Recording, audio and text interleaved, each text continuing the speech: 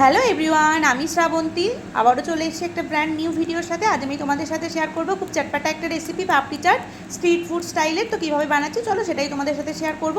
তো দেখো, এখানে আমি 250 গ্রাম ময়দা নিয়ে নিয়েছি। 250 গ্রাম ময়দার মধ্যে আমি এখানে পরিমাণ মতো নুন দিয়ে দিয়েছি। পরিমাণ মতো নুন দেওয়ার পরে আমি এখানে আজওয়াইন নিয়ে নিয়েছি, আজওয়াইন বা জোয়ান। ওটা ভালোভাবে হাতের মধ্যে ঘষে এর মধ্যে আমি দিয়ে দিলাম যাতে ফ্লেভারটা ভীষণ স্ট্রং আসে। তারপর আমি বড় চামচের 1 চামচ ঘি নিয়ে নিয়েছি। ততক্ষণে দেখো এদিকে আমি আলু বয়েল করতে দিয়ে দিয়েছি। আর ওখানে ভাজা মশলার জন্য আমার মশলাটা ভাজা হয়ে গেছে। ওখানে আমি গোলমরিচ, জিরে আর শুকনো লঙ্কা দিয়েছি ভাজা মশলা করার জন্য। তো ওটাকে আমি হালকা রোস্ট করে নিয়েছি। এরপরে দেখো এখানে আমি ময়দাটাকে আস্তে আস্তে ভালোভাবে মেখে নেব। প্রথমে শুকনো ময়দাটাকে ভালোভাবে মেখে নেবে। মেখে নেওয়ার পরে যখন দেখবে হাতের মধ্যে এরকম টাইট হয়ে আসছে বা এরকম একটা ডেলা মতো চলে আসছে, তারপরে তোমরা ময়দাটাকে আস্তে আস্তে জল দিয়ে ভালোভাবে একটা টাইট ডো বানিয়ে নেবে।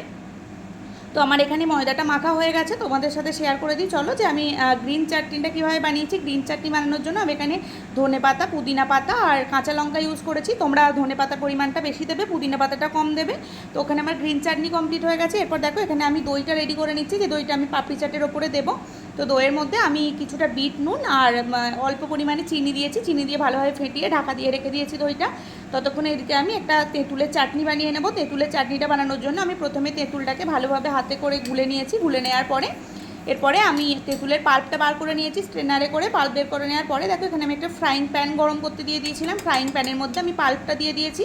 পাল্পটা দিয়ে দেওয়ার পরে আমি এর মধ্যে বিট নুন, জিরে গুঁড়ো, ধনে গুঁড়ো আর হচ্ছে আমি যে ভাজা মশলাটা তোমাদের সাথে শেয়ার করলাম সেই ভাজা মশলাটা, কাশ্মীরি লঙ্কার গুঁড়ো আর চিনি, এগুলো আমি অ্যাড করেছি।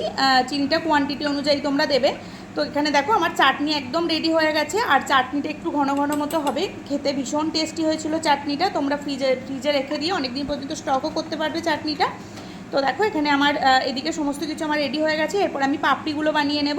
পাপড়িগুলো বানানোর জন্য আমি প্রথমে ময়দাটাকে ভালোভাবে বেলে নিয়েছি। বেলে নিয়ে একটা কাঁটা চামচে করে একটু দাগ দিয়ে নেবো, যাতে পাপড়িগুলো পুরো একদম দোকানের মতো একটুখানি ফোলা ফোলা মতো হয়ে থাকে আর খেতেও যাতে ভীষণ টেস্টি হয়।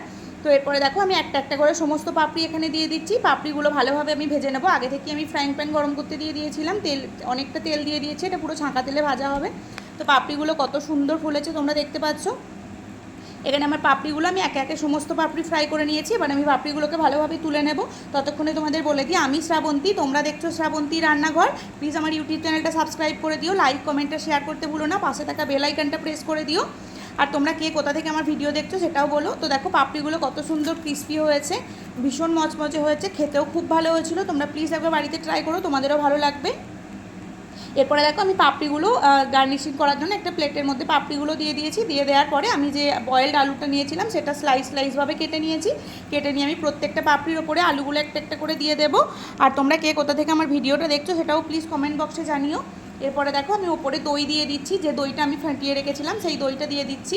আর তোমরা কে কে পাপড়ি চাট খেতে ভালোবাসো সেটাও আমাকে বলো। একদম স্ট্রিট ফুড স্টাইলের ভীষণ সুন্দর খেতে হয় আর আমাদের সবার খুব প্রিয় একটি রেসিপি।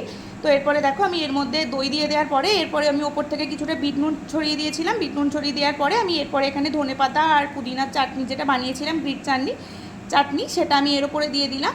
দিয়ে দেওয়ার পরে এর উপরে দিয়ে দেওয়ার পরে আমি ওপর থেকে কিছুটা ভাজা মশলা দিয়ে দিচ্ছি।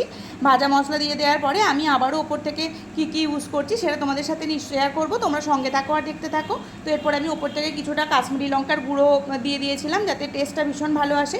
এরপরে আমি যে তেঁতুলের চাটনিটা বানিয়েছিলাম সেই তেঁতুলের চাটনিটা আমি ওপর থেকে দিয়ে দিলাম। আর তেঁতুলের চাটনিটা খেতে ভীষণ ভালো হয়েছিল। তোমরা অনেক দিন পর্যন্ত রেখে দিতে পারবে, চাটনিটা অনেক দিন পর্যন্ত থাকবে। তো দেখো এরপর আমি তেঁতুলের চাটনিটা দিয়ে দিচ্ছি। আর এটাই হচ্ছে পাপড়ি চাটের মেন বৈশিষ্ট্য, যে চাটনিটার জন্যই পাপড়ি চাটটা খেতে আরও বেশি টেস্টি হয়। তো চাটনি দিয়ে দেওয়ার পরে আমি এখানে ওপর থেকে কিছুটা বিট নুন অ্যাড করে দিয়েছি। বিট নুন দেওয়ার পর আমি আবার কিছুটা টক দই দিয়ে দিয়েছি। এরপর আমি ওপর থেকে ঝুরি ভাজা অ্যাড করে দিলাম। ঝুরি ভাজা অ্যাড করে দেওয়ার পরে তারপরে আমি এখানে দেখো ওপর থেকে একদম অল্প কিছু পুদিনা পাতা অ্যাড করে দিয়েছি। আর আমি এখানে গার্নিশিংয়ের জন্য বেদানা ইউজ করেছি। তোমরা চাইলে বেদানাটা স্কিপও করতে পারো, আর যদি চাও তো বেদানা আর নারকেল দুটোই তোমরা অ্যাড করতে পারো, খেতে ভীষণ টেস্টি হবে।